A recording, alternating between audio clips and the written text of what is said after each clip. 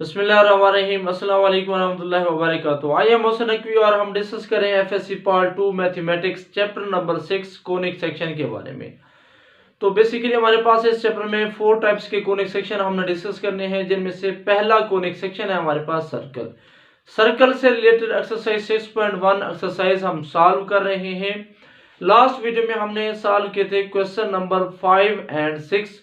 तो आज की वीडियो में हम क्वेश्चन नंबर 7 एंड 8 को सॉल्व करेंगे। क्वेश्चन नंबर 7 में हमारे पास क्या कहते हैं? क्वेश्चन नंबर 7 में कहता है शो दैट द सर्कल्स, ये दो सर्कल्स हैं, सर्कल की जनरल फॉर्म्स हैं।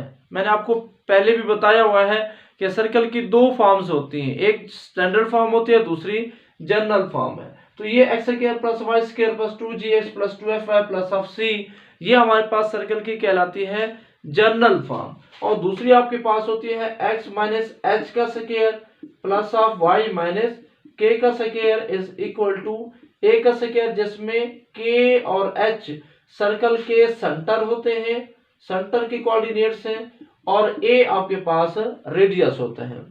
तो ये सर्कल की स्टैंडर्ड फॉर्म कहलाती है और ये वाली सर्कल की जनरल फॉर्म कहलाती है। तो क्वेश्चन आपके पास ये जो सर्कल की क्वेश्चंस हैं जनरल फॉर्म में गिवन है। वो कहता है कि सर्कल साबित करें कि ये जो सर्कल है ये एक्सटर्नली टच करते हैं, बैरूनी तौर पर एक दूसरे को मस करते हैं, यानी एक्सटर्नली बैरूनी तौर पर एक दूसरे को टच कर रहे हैं। तो ये बात हमने प्रूव करनी है। और क्वेश्चन नंबर 8 में हमने प्रूव करना है कि ये जो सर्कल है ये आपस में इंटरनली अंदरूनी तौर पर एक दूसरे को टच करते हैं। देखिए अब कैसे हमें पता चलेगा, तो इसके लिए सबसे पहले तो मैं आपको इसका बैकग्राउंड बताऊं कि बेसिकली हमारे पास सर्कल्स के रिलेशन के लिहाज से 4 प्रॉपर्टीज होती हैं, 4 टाइप्स के रिलेशंस बन सकते हैं। पहला रिलेशन यह कि सर्कल हमारे पास एक्सटर्नली टच करते हैं, बैरूनी तौर पर एक दूसरे को टच करते हैं। अब सवाल यह है कि हमें कैसे पता चलेगा कि ये एक्सटर्नली टच करते हैं, ये मैं अभी एक्सप्लेन करता हूं।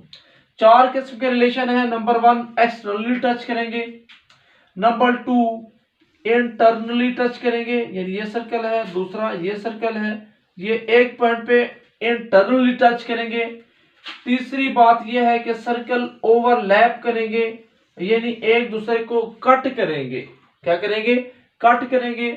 और चौथा केस ये है कि सर्कल जो होते हैं हमारे पास वो एक दूसरे से सेपरेट रहते हैं, बिल्कुल दूर रहते हैं, यानी ना टच करते हैं ना कट करते हैं, ठीक है, ना एक दूसरे को टच कर रहे हैं, ठीक है, और ना ही एक दूसरे को कट कर रहे हैं। तो ये 4 टाइप के रिलेशन बनते हैं। अब सवाल यहाँ पे ये है कि हमें कैसे पता चलेगा कि ये कट कर रहे हैं नहीं कर रहे हैं, कैसे पता चलेगा? तो ये सारी चीजें डिपेंड करती हैं 2 पॉइंट्स पे। नंबर 1 इनके रेडियस, नंबर 2 इनके सेंटर्स। तो इनकी मदद से हम ये सारी बातें बताते हैं। सबसे पहला केस आ जाते हैं, ये आपके पास सर्कल है, पहला इसके सेंटर का नाम C1 रख लें, इसके सेंटर का नाम C2 रख लें। नो इसके रेडियस का नाम आप R1 रख लें, और ये जो हमारे पास सेकंड है इसके रेडियस का नाम आप रख लें R2। ओके, सारे केसेस में यही प्रोसेस कर लें कि ये जो आपके पास पहला सर्कल है तो इसका नाम आप रख लें, सेंटर का नाम C1 और रेडियस का नाम R1 रख लें। और जो आपके पास सेकंड सर्कल है तो लेट कर लेते हैं, ये बड़ा जो सर्कल है इसका सेंटर मैं फर्स्ट कर रहा हूं यहाँ पे बन रहा है, तो इसके सेंटर का नाम C2 रख लें, और ये जो रेडियस है ये वाला रेडियस इसका नाम R2 रख लें। सिमिलरली इसमें भी मैं वही काम कर रहा हूं, सेंटर का नाम C1, रेडियस का नाम R1, इसके सेंटर लेट कर लेते हैं यहाँ पे बन रहा है, तो सेंटर का नाम C2 और जो रेडियस है इसका नाम R2। चौथा केस, सेंटर का नाम C1, C2, radius R1, R2। अब जरा इन 4 पार्ट्स के बारे में डिस्कस करते हैं कि सर्कल हमारे इंटरनली, एक्सटर्नली और ओवरलैप या ये ऐसा केस जिसमें टच नहीं करते, ये कैसे पता चलेगा? उसके लिए पहला केस देखिए, ये आपके पास है एक्सटर्नली, ठीक है ना, यानी बैरूनी तौर पर टच कर रहे हैं। तो कैसे पता चलेगा कि ये एक्सटर्नली टच कर रही हैं?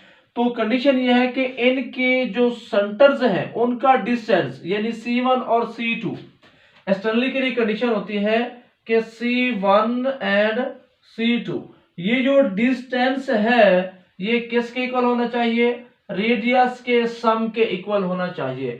बस याद रख लें, अगर सर्कल के सेंटर्स के दरमियान में जो डिस्टेंस है वो सम ऑफ रेडियाई हो, यानी सम ऑफ रेडियस हो, इन दोनों के रेडियस के सम के इक्वल हो, तो हमारे सर्कल जो है वो एक्सटर्नली टच करते हैं। इंटरनली कैसे पता चलेगा? ये आपके पास इंटरनल केस है। अब इस केस में जरा गौर से देखें कि ये आपके पास C1 सेंटर है, ये C2 सेंटर है, ठीक है। अब रेडियस की अगर बात करें, रेडियस के लिहाज से, तो ये जो C2 का रेडियस है इसी के बिल्कुल बराबर में आप सेंटर ले लें अगर, तो यहाँ पे अगर आप सेंटर तस्लीम करते हैं तो गौर से देखें कि ये जो बड़ा सर्कल है इसका रेडियस बड़ा है, ठीक है, तो जो छोटा सर्कल है उसका रेडियस भी समान है। इसका मतलब यह है कि अगर सेंटर का जो डिस्टेंस है, अगर सेंटर का जो डिस्टेंस है वो कैपिटल जो सर्कल है यानी बड़ा सर्कल, उसका रेडियस है R2 और R1 के डिफरेंस के इक्वल है। ये आपके पास पहले सर्कल का सेंटर है, ये दूसरे का सेंटर है, तो ये टोटल रेडियस है इस C2 से लेकर यहां तक, ये टोटल रेडियस है R2। ये टोटल रेडियस क्या बनता है? R2, और यहां तक रेडियस क्या है? R1। तो ये वाला फासला किसके इक्वल होगा? टोटल R2 में से ये R1 माइनस कर दे, बाकी बचेगा C1 मनफी C2 और C1 C2, यानी ये वाली लाइन बचेगी, ये जो छोटी सी आपको दरमियान में लाइन नजर आ रही है। बस हमारे पास सर्कल एक्सटर्नली कब टच करते हैं? बैरूनी तौर पर अगर उनके सेंटर का जो डिस्टेंस है उन दोनों के रेडियस के सम के इक्वल हो। और सर्कल हमारे इंटरनली कब टच करते हैं? इंटरनली कब टच करेंगे? अगर उनके सेंटर का जो डिस्टेंस है वो रेडियस के डिफरेंस के इक्वल हो, रेडियस के डिफरेंस के इक्वल हो, तो ये इंटरनली टच करेंगे, अंदरूनी तौर पर टच करेंगे। अब ये पहला केस भी हो गया, सेकंड केस भी हो गया। थर्ड केस में ओवरलैप कब करेंगे? एक दूसरे को कट कब करेंगे? तो ये कट कब करते हैं जरा गौर से देखें, तो ये C1 है, ये C2 है, तो अब आपके पास क्या है? C1 और C2। अगर ये C1 ये C2, तो सेंटर का जो डिस्टेंस है, सेंटर का डिस्टेंस C1 और C2, सेंटर का जो आपके पास डिस्टेंस है in case of touch, in case of cutting circles, ठीक है, इंटरसेक्टिंग सर्कल्स के इंटरसेक्ट कब कर रहे हैं, ओवरलैप कब कर रहे हैं, तो इस केस में इस C1 से लेकर यहां तक ये वाली लाइन है आपके पास, टोटल डिस्टेंस है सेंटर के दरमियान में, और रेडियस क्या है? यहां से स्टार्ट होता है वहां तक चला जाता है, तो इसका मतलब ये हुआ, या यूं देख लें कि रेडियस आपके पास क्या है? ये है R1, ये वाला रेडियस ये R1 है, और इस जगह से लेकर गौर से देखें ये R1 है, यानी मैं ऊपर थोड़ा सा बना लेता हूं, ये आपके पास R1 है, यानी इस जगह से लेकर यहां तक ये सारा ये R1 है, और इस सेंटर से लेकर इस जगह तक ये R2 है। इसका मतलब ये है कि सेंटर के दरमियान में जो डिस्टेंस है वो लेस देन है सम ऑफ द रेडियस, रेडियस के सम से लेस है, तो सर्कल इंटरसेक्ट करेंगे। अगर सेंटर के दरमियान में जो डिस्टेंस है वो ग्रेटर देन आ जाए इन रेडियस के सम से, तो फिर सर्कल हमारे पास एक दूसरे को टच ही नहीं करेंगे। तो ये 4 केसेस होते हैं कि आप सेंटर के, तो बेसिकली हमारा रिलेशन क्या हुआ? हमें 2 चीजें चाहिए, नंबर 1 हमें सेंटर चाहिए, नंबर 2 हमें रेडियस चाहिए, बस और कुछ नहीं चाहिए। तो हम क्या करेंगे, रेडियस का distance sum of the radius externally touch करेंगे, एक्सटर्नली जिस तरह ये टच कर रहा है। और अगर सेंटर का जो डिस्टेंस है वो डिफरेंस ऑफ रेडियस है, इंटरनली टच करेंगे जिस तरह ये टच कर रहा है। और अगर सेंटर का distance less than sum of the radius है तो ओवरलैप करेंगे, इंटरसेक्ट करेंगे, ठीक है। और अगर आपके पास greater than sum of the radius है तो ये कट ही नहीं करेंगे, एक दूसरे के साथ अटैच ही नहीं होंगे। तो ये तो ज्योमेट्रिकली मैंने आपको समझाया, ज्योमेट्री फिगर्स बना करके किस तरीके से सर्कल एक दूसरे को इंटरसेक्ट करते हैं। अब जरा इसको इवैल्यूएट कर लेते हैं। तो हमने फार्मूलाज बना लिए कि हमें कैसे पता चलेगा कि ये इंटरनल टच करते हैं या एक्सटर्नली। तो ये हमने फार्मूलाज तो बना लिए, अब जरा इनको वेरीफाई करते हैं। ओके, तो हमें क्या चाहिए, सबसे पहला ये क्वेश्चन है कि वो कहता है एक्सटर्नली टच करते हैं। तो आपको क्या चाहिए, आपको C1 C2 that is centres चाहिए और R1 R2 दैट इज दोनों सर्कल के रेडियस चाहिए। तो अब आपको क्या चाहिए, सेंटर और रेडियस। क्या चाहिए आपको, सेंटर और रेडियस। किस किस का सेंटर, दोनों सर्कल के सेंटर और दोनों सर्कल के रेडियस।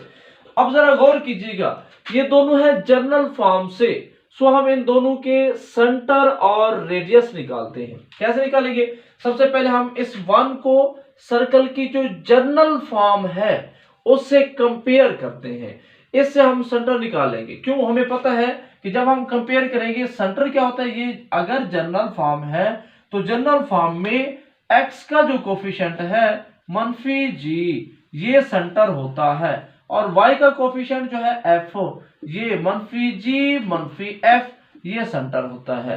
सो इससे हम कंपेयर करके gf की वैल्यू निकालकर सेंटर निकाल सकते हैं। ओके, दोनों को कंपेयर करें तो x का कोफिशिएंट इधर है 2g, इधर है 2x, so 2g equal to 2 आ जाएगा, 2g is equal to 2, this simple है g इज इक्वल टू 1, ठीक है।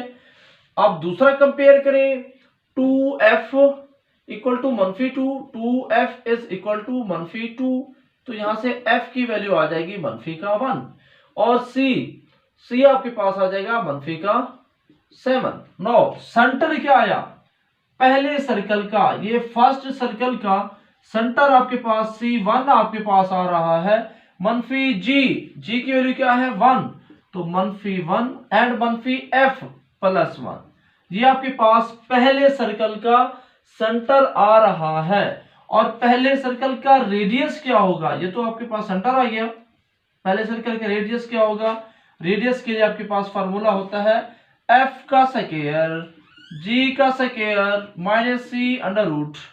तो f आपके पास कितनी है, f आपके पास है -1, तो उसका स्क्वायर लेंगे 1 आ जाएगा, g आपके पास 1 है उसका स्क्वायर भी लेंगे 1 आ जाएगा, -c तो c है -7 तो ये बनेगा +7, तो 7 + 1 + 1 ये बनेगा 9, तो 7 स्क्वायर रूट आएगा, 9 स्क्वायर रूट 3 होता है। सो रेडियस आपके पास आ गया 3r1।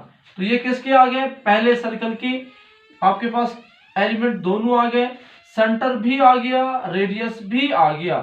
अब चलते हैं जरा सेकंड सर्कल में, तो इसका सेंटर और रेडियस निकालते हैं, कंपेयर करें बिल्कुल ऐसे। इसको हम, चूंकि ये जनरल फॉर्म लिखी हुई है लिहाजा हम इसको सर्कल की ओरिजिनल जो जनरल फॉर्म है उसे कंपेयर करेंगे, तो यहां से सेंटर और रेडियस निकालेंगे। सो x का कोफिशिएंट इधर है 2g बराबर है -6, 2g equal to -6, it means g आपके पास आ जाएगा -3, g की वैल्यू आ गई। नो कंपेयर करें, 2f is equal to 4, 2f is equal to 4, it means f is equal to 2, f की वैल्यू भी आ गई। c की वैल्यू क्या आएगी, c is equal to 9, c is equal to 9। Okay, now अब सेंटर क्या आएगा, C2, सेंटर आपके पास आएगा g और f, -g that is 3, -f यानी -2, और रेडियस क्या आएगा, रेडियस होता है g का स्क्वायर 9, f का स्क्वायर 4, माइनस c यानी 9, इट्स स्क्वायर रूट तो रेडियस आपके पास R2 आ जाएगा 4 अंडर रूट, ये 9 से 9 कैंसिल, 4 से के रूट, आपके पास आंसर आ जाएगा 2। It is clear. सो हमारे पास क्या आ गए, हमारे पास सर्कल का सेंटर भी आ गए और रेडियस भी आ गए। अब हम फाइंड करते हैं C1 और C2 के दरमियान में डिस्टेंस, C1 और C2 के दरमियान में डिस्टेंस। तो C1 C2 डिस्टेंस कैसे लेते हैं, आप लोगों को पता है कि अगर आपके पास दो पॉइंट्स x1 y1 दूसरा पॉइंट हो x2 y2, तो PQ डिस्टेंस फाइंड करने का फॉर्मूला होता है x में से x माइनस करें प्लस y में से y माइनस करें, उसका स्क्वायर लें और साथ साथ स्क्वायर रूट लें, तो आपके पास डिस्टेंस आ जाएगा। सो C1 और C2 के दरमियान में डिस्टेंस चेक करते हैं, तो ये क्या आएगा 3 + 1। वैसे क्या करना है, x में से x मनफी करें, तो ये आएगा 3 मनफी इंटू -1, जो कि बन जाएगा प्लस का 1। सो 3 + 1 मैं लिख रहा हूं डायरेक्टली, 3 + 1 का स्क्वायर प्लस ऑफ y में से y मनफी करें, -2 -1 उसका स्क्वायर एंड स्क्वायर रूट, 3 + 1 बनेगा 4, तो 4 का स्क्वायर 16 और ये 9, तो ये बनेगा आपके पास C1 C2 जो डिस्टेंस है ये आपके पास आएगा 9, सॉरी ये आपके पास आएगा 16 प्लस ऑफ 2 + 1 3 का स्क्वायर 9 स्क्वायर रूट, तो ये बनता है total 25 which is equal to 5। तो रिजल्ट क्या आया, रिजल्ट ये आया हमारे पास कि C1 और C2 जो दो पॉइंट्स हैं उनके दरमियान में जो डिस्टेंस आ रहा है, C1 C2 जो डिस्टेंस आ रहा है वो आ रहा है 5। नो जरा रेडियस को ऐड करें, R1 3 है, R2 2 है, so R1 plus of R2 equal to 3 + 2 3 plus of 2 5, तो क्या हुआ C1 C2 is equal to R1 plus of R2। पहला केस प्रूफ हो गया कि C1 और C2 के दरमियान में जो डिस्टेंस है, सेंटर के दरमियान में जो डिस्टेंस आ रहा है सम ऑफ द रेडियस के इक्वल है। बस इससे साबित हुआ कि ये जो सर्कल है ये एक्सटर्नली टच करते हैं, ठीक है, टच एक्सटर्नली, तो ये हमारे पास एक्सटर्नली जो है वो टच कर रहे हैं। क्यों, क्योंकि हमारे पास सेंटर के दरमियान में जो डिस्टेंस है सम ऑफ द रेडियस आ रहा है। अब जरा सेकंड केस में चलते हैं, तो इसमें वैसे आप खुद भी प्रूफ कर सकते हैं बिल्कुल इसी मेथड से। तो क्या करना है, उसने कहा कि आप चेक करें कि क्या ये सर्कल, ये दोनों जो सर्कल हैं क्या ये इंटरनली टच करते हैं। तो हमें कैसे पता चलेगा, हम क्या करेंगे, इन दोनों सर्कल के सेंटर्स निकालेंगे पहला, और दूसरा इन दोनों के इस सर्कल की जनरल फॉर्म से कंपेयर करके हम इन दोनों के सेंटर फाइंड करेंगे, फिर इन दोनों के रेडियस फाइंड आउट करेंगे, फिर हम क्या करेंगे सेंटर के दरमियान में डिस्टेंस चेक करेंगे।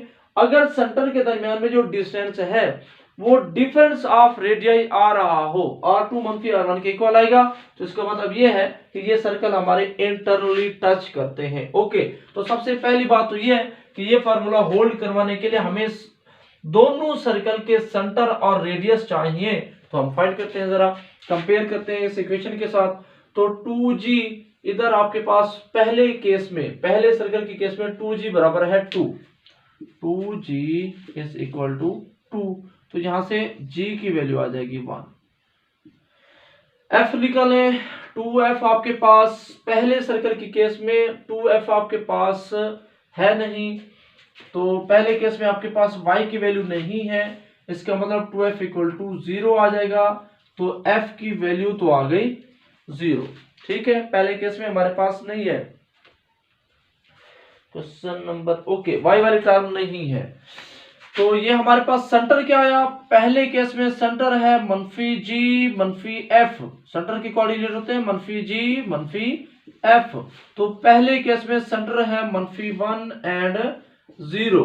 नाउ पहले केस में रेडियस फाइंड करें, R1 फार्मूला होता है f का स्क्वायर g का स्क्वायर c स्क्वायर रूट, कोई भी सर्कल हो ये फार्मूला हमारा होल्ड करता है रेडियस फाइंड आउट करने के लिए। एफ आपके पास 0 है, जी आपके पास 1 है, 0 का स्क्वायर -1 का स्क्वायर 1 ही आएगा, तो रेडियस 1 आ गया। ओके, तो फाइनल रिजल्ट ये मिला कि सेंटर आपके पास है -1 0 और R1 आपके पास रेडियस है, रेडियस आपके पास है 1। ओके, तो ये पहले सर्कल का डाटा है। अब जरा सेकंड सर्कल में चलते हैं, जो हमारा दूसरा सर्कल था, जरा उसकी वैल्यू की बात कर लेते हैं। ठीक है, तो सेकंड सर्कल में आ गए, तो सेकंड में कंपेयर करें, फिर वही काम के आप क्या करेंगे, सेंटर और रेडियस फाइंड करेंगे। तो 2g, इधर से x कोएफिशिएंट है -6, सो 2g इज इक्वल टू -6, तो g आपके पास आएगा -3। 2f आपके पास उधर से y का कोएफिशिएंट 6 है, सो f आपके पास आ जाएगा 3। तो सेंटर क्या हुआ सेकंड केस में आपके पास सेंटर क्या है, C2। कंबाइन लिख रहा हूं ताकि हम बड़ी आसानी से इनको वेरीफाई कर सकें। ठीक है, ओके, तो सेकंड केस में सेंटर आपके पास होता है -g, तो ये मनफी है, प्लस बन जाएगा 3, -f -3 आ जाएगा, ये आ गया सेंटर। नाउ रेडियस फाइंड करें, रेडियस का फार्मूला क्या है, f का स्क्वायर यानी 9 प्लस g का स्क्वायर यानी 9 माइनस c। अब c क्या है, यहां से कंपेयर करें, सेकंड केस में c आपके पास है -46, मनफी का 46, तो प्लस 46 बनेगा, तो ये 9 और 9 18 बनेगा, 46 के साथ 18 आप ऐड करें तो ये 4 आएगा, 415 और एक 64 आएगा, और 64 r इज इक्वल टू 64 से के रूट आएगा, r आपके पास 8 आ जाएगा। ओके, तो ये r की वैल्यू कितनी आ जाएगी, 8। सो आपके पास रेडियस कितनी आ गया, रेडियस आ गया 8। ओके, तो ये सेकंड केस है। फर्स्ट केस में हमने छोटी सी मिस्टेक की है, उसको करेक्ट कर लेते हैं। तो फर्स्ट केस में देखिए, रेडियस फाइंड करने का formula f square plus g square मनफी c, तो f की वैल्यू है 0, g की वैल्यू है 1, मनफी c हमने नहीं लिखा, सो मनफी c की वैल्यू क्या है, फर्स्ट केस में हमारे पास ये लास्ट जो है कंपेयर करें, c है -8, तो ये बन जाएगा प्लस का 8, तो 8 + 1 ये आपके पास आएगा 9, और 9 का स्क्वायर रूट आपके पास होता है 3, तो r1 आपके पास आता है 3। गुड। सो फर्स्ट केस में अब हमारे पास दोनों सेंटर भी आ गए, रेडियस भी आ गए। फर्स्ट केस में सेंटर है -1 0, रेडियस है 3, और सेकंड केस में सेकंड सर्कल का सेंटर है 3 -3 और रेडियस है 8। अब जरा इन दोनों सेंटर में डिस्टेंस चेक करते हैं, भी इनका डिस्टेंस कितनी बनता है, C1 C2 डिस्टेंस फाइंड करें। डिस्टेंस का फॉर्मूला क्या है, x में से x को मनफी करें तो 3 मनफी प्लस बन जाएगा, 3 + 1 का स्क्वायर प्लस y में से y -3 0 का स्क्वायर, -3 0 का स्क्वायर, इट्स स्क्वायर रूट आएगा, 3 + 1 ये 16 बनेगा, 3 + 1 4 का स्क्वायर 16 आएगा, और 3 का स्क्वायर 9, तो ये बनेगा आपके पास 25 का जब आप स्क्वायर रूट लेंगे तो आंसर आ जाएगा 5। ओके, तो C1 और C2 ये जो हमारे पास डिस्टेंस आ रहा है वो कितना आ रहा है, 5। अब जरा गौर करें कि R2 में से R1 मनफी करें, R2 8 है, R1 3 है, तो R2 मनफी R1 एंड, ठीक है, तो एंड R2 मनफी R1 which is equal to 8 मनफी 3 which is also 5। तो आप यहाँ पे गौर से देख सकते हैं कि C1 और C2 का जो डिस्टेंस है बेसिकली वो किसके इक्वल आ रहा है, R2 माइनस R1 के। बस साबित हुआ कि ये सर्कल इंटरनली टच करते हैं। तो हमने कंडीशन वही प्रूव कर ली कि अगर सेंटर के दरमियान में डिस्टेंस रेडियस के सम के इक्वल हो एक्सटर्नली, और अगर डिफरेंस के इक्वल हो इंटरनली तो हमारे पास सेंटर के दरमियान में जो डिस्टेंस आ रहा है वो 5 है, और R2 में से R1 मनफी करते हैं वो भी हमारे पास 5 आता है। इसका मतलब ये कि सर्कल हमारे इंटरनली टच करते हैं। तो इस तरीके से हमारे पास 6.1 के 8 क्वेश्चंस हमारे फाइनल हुए। तो इंशाल्लाह हम नेक्स्ट वीडियो में 6.1 एक्सरसाइज का लास्ट क्वेश्चन डिस्कस करेंगे। यो हमारे पास फर्स्ट एक्सरसाइज कंप्लीट हो जाएगी। उम्मीद करता हूँ कि वीडियो आपको अच्छी लगी होगी। तो अगर अच्छी लगी है तो इसको लाइक करें, शेयर करें और दोस्तों को भी इससे इन्फॉर्म करें। At the end, Allah Hafiz.